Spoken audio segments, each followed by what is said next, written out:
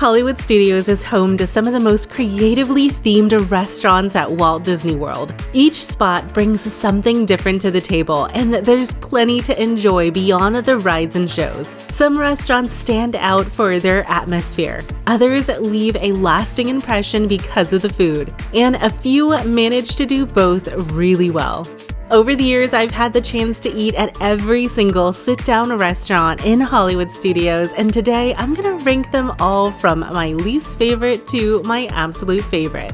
Just like with Magic Kingdom, this list isn't about what's bad. I actually think each of these restaurants offers something fun and unique. This is just my own personal ranking based on the food, atmosphere, and overall vibe. So whether you're planning your next trip or just dreaming of your favorite Disney meals, here's how I would rank each and every table service restaurant in Hollywood Studios. Coming in at number 6 is the best bar experience in the galaxy. Located deep inside Star Wars Galaxy's Edge, Oga's Cantina is tucked away right next to the Millennium Falcon. Oga's Cantina is one of the most unique dining experiences at Hollywood Studios, though calling it a restaurant is a bit of a stretch. This spot is mostly about the drinks and atmosphere with a handful of snack options available. But if you're a Star Wars fan, it's one of those places that feels like a must-do at least once. From the moment you step inside, Oga's feels like another world. The lighting is dim, the walls are packed with Star Wars details, and DJ R3X is stationed at the center blasting intergalactic beats. A listening tour of the galaxy. Rex, you're one fun pilot! DJ! The room is usually loud and crowded, and there's not really a lot of personal space. Most guests stand at the high top tables, and even a few booths are often shared. Despite that, it's a lot of fun and really leans into the idea of being an alien cantina in the middle of a far-off outpost. We ordered 2 non-alcoholic drinks during our visit. The Hyperdrive Punch It, which is a mix of Powerade Mountain Berry Blast, white cranberry juice, black cherry puree, and Sprite. We also got the Blue Bantha, which is a chilled blue milk served with a vanilla butter sugar cookie designed to look like it came straight out of Tatooine. Both drinks were refreshing and really fit the theme. We also picked up the Grinning Lothcat Souvenir Cup, which can be included with any non-alcoholic drink and cost $28. The snacks also had unique Star Wars theming to them. The Hapabor Sampler, which includes cured and roasted meats, cheeses, and pork cracklings, was a nice little charcuterie board. And the Unbarren Cheese Roll was a warm pretzel bun stuffed with herbed cheese and served with dipping sauce. It was definitely our favorite snack that we tried.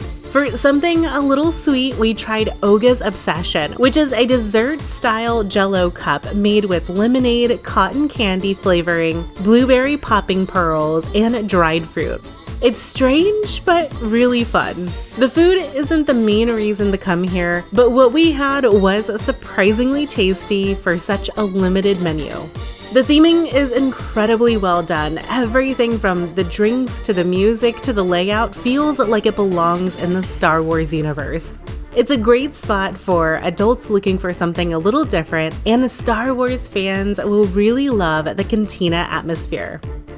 It's not really easy to get a reservation, and once you're in, you don't really have a lot of time to hang out since they do try to limit parties to 45 minutes. The atmosphere is loud, crowded, and a little chaotic, which can be overwhelming if you're hoping to have a relaxing break. This isn't the spot for a quiet meal or a place to recharge. We're glad that we experienced it and it was a lot of fun, but for us, it probably is gonna be a one and done. Also, we were kind of hoping for a few more alien life forms to wander by and really sell the whole off-planet experience, but unfortunately, it was just packed with other humans. At number 5, we're gonna step into old Hollywood glamour with a more upscale dining experience with classic dishes and timeless charm. You'll find the Hollywood Brown Derby near the front of the park right along Hollywood Boulevard. The Hollywood Brown Derby is the most upscale restaurant in Hollywood studios. It's a signature dining location, so it comes with higher prices, a quieter atmosphere, and a more refined menu. If you're looking for a sit-down meal that feels more like a traditional restaurant than a themed experience, this is a solid pick. It's not overly flashy or gimmicky, but it does offer a nice escape from the busier parts of the park.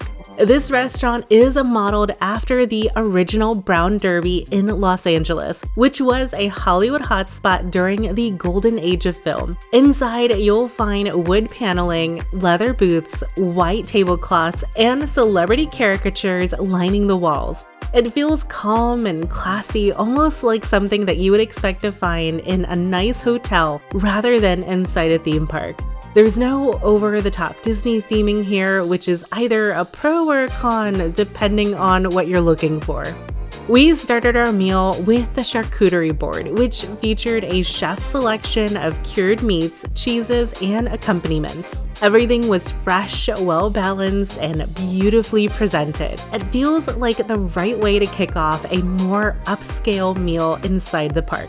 For entrees, we tried the restaurant's signature dish, the Cobb Salad, which is hearty and flavorful. It's loaded with turkey, bacon, avocado, egg, tomato, and a blue cheese, all finely chopped and mixed, just the way it was served in the original Brown Derby in Los Angeles. We also ordered the 50th anniversary filet mignon, which came with the Walt Disney roast beef hash, haricot verts, a rich red wine sauce, and a fried egg on top. To finish, we ordered the 50th anniversary celebration baked Alaska. This dessert was just beautiful, with layers of strawberry basil sorbet, vanilla gelato, and sponge cake coated in a toasted meringue and caramelized brownie bits. I have to admit that baked Alaskas are not typically my go-to desserts, but this one was delicious and almost too pretty to eat. Both the filet and the dessert were limited time items available only during the 50th anniversary celebration. The Hollywood Brown Derby is one of Disney's signature fine dining restaurants, so you can expect a higher standard when it comes to both food and service. And it's one of the few places in Hollywood studios where you can enjoy a slower, more relaxed meal. It's a nice break from the heat and the crowds, especially if you're celebrating something or just want a quieter experience. With the elevated dining experience comes elevated prices. This is one of the more expensive dining options in the park, and if you're not a foodie, the price might not feel worth it. While the theming is elegant, it's not as impressive or Disney as the other restaurants in the park. Younger kids may find it boring, and picky eaters might struggle with the menu. It's also a place where a meal can easily take over an hour or more, which might not work if you're trying to fit in as much as possible while you're in the parks. Number 4 takes us to the drive-in indoors. Sci-Fi Dine-In Theater delivers a serious atmosphere with retro flair, complete with car booths and sci-fi movie clips on the big screen.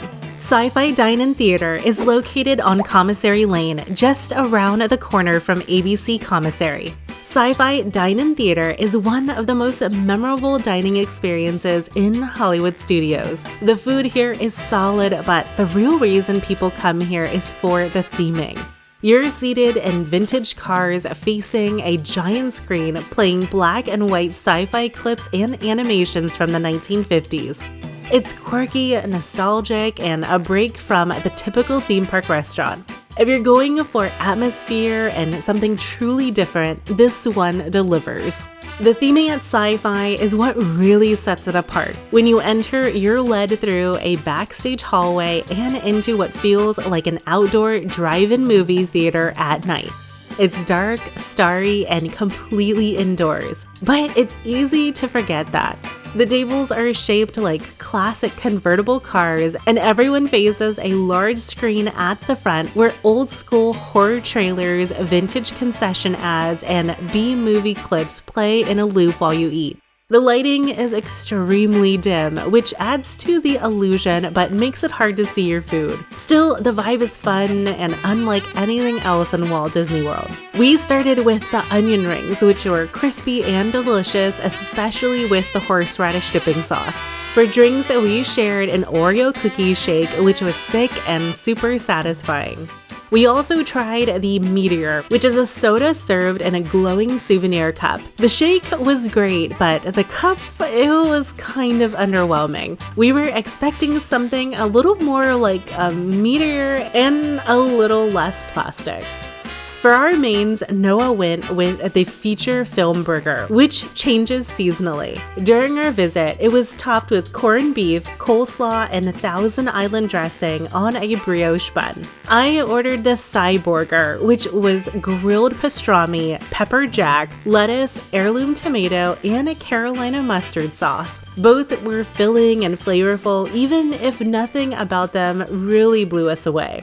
To wrap things up, we ordered the Cerulean Moon for dessert. It's a chocolate mousse dome with strawberry filling served on a graham cracker tart with hibiscus sponge, green space dust, and a chocolate caramel sauce. It was creative, colorful, and a fun way to end the meal. The atmosphere here is one of the best in any Disney World restaurant. It's well done, and the experience of dining in a car under the stars while watching old sci-fi clips is just plain fun. It's especially great if you want a break from the loud, overstimulating spaces without losing that Disney touch. If you're in the mood for something casual and unique, Sci-Fi is an easy win. The food is good, but it's nothing amazing, so you're mostly paying for the experience here. If you're expecting a standout meal, you might leave a little underwhelmed. The seating can also feel a little bit awkward since everyone faces forward in their cars, so it's not great for conversation, especially in larger groups. The lighting is very dim, which can be part of the charm, but it also makes it hard to see your food and get really good photos. Reservations can book up quickly, so it's worth grabbing one in advance. In the third spot is the only character dining location in the park. Hollywood and Vine combines a classic buffet with fun seasonal themes and plenty of character time. Hollywood and Vine sits near the Echo Lake area of the park next to 50's Prime Time Café and across the lake from Indiana Jones' epic stunt spectacular. Hollywood and Vine is the only character dining location inside Hollywood Studios, and that alone makes it a very popular pick, especially for families. This is a buffet-style restaurant with rotating character appearances depending on the time of year. If you're visiting with kids or just love character dining, this is one of the most entertaining meals you'll have in the park. The restaurant is themed as a retro-style Hollywood cafeteria with Art Deco touches and a mix of soft lighting and chrome accents. It's not over the top in terms of decor, but it has a bright and cheery vibe that works well for families. The real highlight here is the character interaction. During breakfast, you'll meet Disney Junior characters like Fancy Nancy and Vampirina. For lunch and dinner, the experience switches to Minnie's seasonal dining, where Minnie Mouse and friends dress up in themed outfits that change throughout the year. We visited during summer, so the theme was Minnie's Summertime Dine, and all the characters were dressed in beach-inspired gear during our visit, where we saw Mickey, Minnie, Goofy, and Pluto. This restaurant tends to be less crowded than some of the more in-demand dining options in the park, which meant that the characters were able to make frequent rounds to each table. We never felt rushed, and the interactions felt relaxed and really personable. Hollywood and Vine serves all meals buffet style, so for breakfast you'll find classics like Mickey waffles, scrambled eggs, bacon, sausage, pastries, and fresh fruit. For lunch and dinner, they offer a variety of salads, pastas, roasted meats, sides, and seasonal desserts. The menu rotates often, so what you get might depend on when you visit. We found the food here to be solid for a buffet. It's not going to rival some of the signature dining spots, but the selections are usually fresh and there's something for everyone. If you have picky eaters or need something kid-friendly, this is a great choice. You're definitely coming here for the characters and the buffet, and Hollywood and Vine delivers on both. The interactions felt really fun and personable, and the characters made several rounds without feeling rushed. The buffet gives you all you care to enjoy food, which always makes the price tag feel a little more justified. If character dining is on your Disney to-do list, this is a great spot to check that box while also enjoying a full meal. There's not much to complain about here. If you're being really picky, it would be nice to see a little more seasonal decor throughout the dining room to match the theme costumes. It's also on the pricier side at $60 per adult, but for an all-you-can-eat buffet with strong character interaction, it feels worth it. Coming in at number 2 serves up comfort food with a side of family-style sass. 50's Prime Time Café is also located in the Echo Lake area of the park right next door to Hollywood and Vine. 50's Prime Time Café is one of the most entertaining dining experiences at Hollywood Studios. The food is solid, but the real reason it ranks so high is for the experience. The moment you walk in, it feels like you just stepped into a mid-century home, and the servers treat you like you're part of the family. If you're looking for comfort food and some good-natured fun, this is the place to be. The theming here is all in on 1950s kitsch. The dining rooms are set up like little retro kitchens, complete with old-school TVs playing black and white sitcoms, pastel-colored appliances, and vintage Formica-style tables. Your server plays the role of the strict but playful family member, reminding you to keep your elbows off the table, eat your veggies, and mind your manners. Some guests get more into the interactive side than others, but the staff really does a great job of reading the room and tailoring the experience. Whether you're looking for a loud, funny meal or just want to watch it all unfold from the sidelines, it's easy to enjoy. We started with the beer-battered onion rings, which were crispy, golden, and came with a flavorful dipping sauce. For drinks, we went with a classic vanilla milkshake. It was thick, creamy, and exactly what you'd want from a place serving comfort food. For entrees, we tried 2 of the most popular options. The first was Aunt Liz's Golden Fried Country Chicken, which was perfectly crispy and served with roasted garlic mashed potatoes, chicken gravy, and seasonal vegetables. It was rich, flavorful, and everything you want from a fried chicken dish. The second was a sampling of Mom's favorite recipes, which includes portions of their fried chicken, tender pot roast, and traditional meatloaf. If you can't decide on what to get, this is the perfect dish for getting a taste of everything. We were way too stuffed to try dessert here, but they're very known for their dad's favorite chocolate peanut butter layered cake.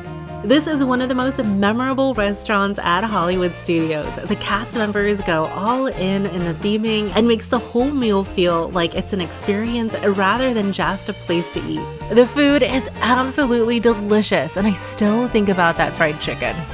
It's also one of those spots where you can lean into the fun or just sit back and enjoy the atmosphere. The experience can vary depending on your server. Some are more interactive than others, and that can affect the overall vibe. If you're not in the mood to be a part of the show, it might not be the best fit. During busy times, the space can also feel a little cramped and loud, especially in the smaller dining rooms. Taking the top spot is Roundup Rodeo Barbecue. Roundup Rodeo Barbecue is found in Toy Story Land and just past the entrance to the land on the right. Roundup Rodeo Barbecue is the newest table service restaurant at Hollywood Studios, and it quickly became our top pick. This is an all-you-care-to-enjoy family-style meal served with a set menu. Aside from drinks, you don't pick anything off the menu. Everything comes to your table in courses, starting with biscuits and salads, followed by a platter of smoked meats or plant-based alternatives, and finishing with dessert. If you're familiar with the theming of Toy Story Land, then you already know that the entire area is designed to make you feel like you're toy-sized in Andy's backyard, surrounded by his favorite toys. Roundup Rodeo Barbecue continues that idea and it brings it indoors in the most creative way. From the moment you approach the entrance, it looks like Andy built the place himself out of cardboard cutouts, toy blocks, and arts and crafts supplies. As soon as you step inside, toys of all ages are asked if they'd like to ride a horse to their table. It's totally optional, of course, but it's a fun touch that immediately sets the tone. When seated, the theming really shines. The dining room is filled with bright colors, oversized props, and familiar Toy Story characters placed throughout the area. You'll spot Bo Peep and her sheep, a giant display of Jessie riding on the back of Trixie the Triceratops, and plenty of other familiar faces from the movies. Even the plates are designed to look like paper plates, keeping the handmade toy-built illusion going strong.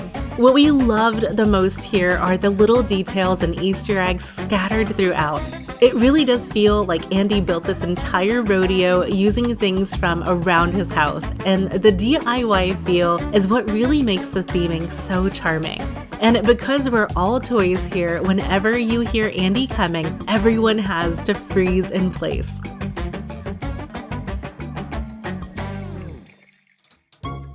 The food is served family style and follows a set menu, so everything is brought out automatically. The meal starts with the Prospector homemade cheddar biscuits served warm with sweet pepper jelly, and the biscuits were fluffy, cheesy, and absolutely delicious.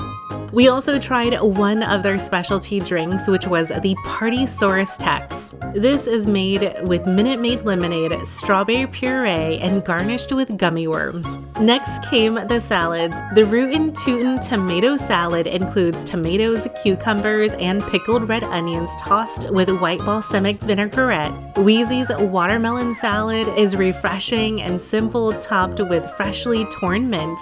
For our main course, you get a choice between the House Smoked Meats platter or Trixie's plant-based trio. We went with the House Smoked Meats platter, which included smoked ribs, beef brisket, grilled pork sausage, and barbecue chicken. Everything was tender and full of flavor, but the brisket and ribs were definitely our favorites. The sides that come with the platter include the Slinky Dog mac and cheese, Buckin baked beans, cowpoke corn on the cob, the Claw veggie slaw, and potato barrels. For dessert, we were given a small sample of every option, which was a great way to end the meal. The cupcake a la Forky had a gooey chocolate center and graham cracker buttercream, and it was just as fun to eat as it was to look at. The lemon and blueberry cheesecake was smooth and bright, while Billy's chocolate silk pie delivered a rich mousse-like texture with graham cracker crust. Goat's apple pie had cozy, warm spices and crumble topping. And Gruff's peach strawberry pie was light, fruity, and completely plant-based. The combination of fun theming and satisfying all you care to enjoy meal makes Roundup Rodeo Barbecue a standout. The food is well executed and the barbecue was genuinely delicious. We also love the details scattered throughout the restaurant. The theming is incredibly creative and adds so much personality to the entire experience. If you're anything like us, there's a good chance that you'll leave feeling fully stuffed. It's a lot of food and you might find yourself wanting to nap instead of hopping on the Slinky Dog Dash.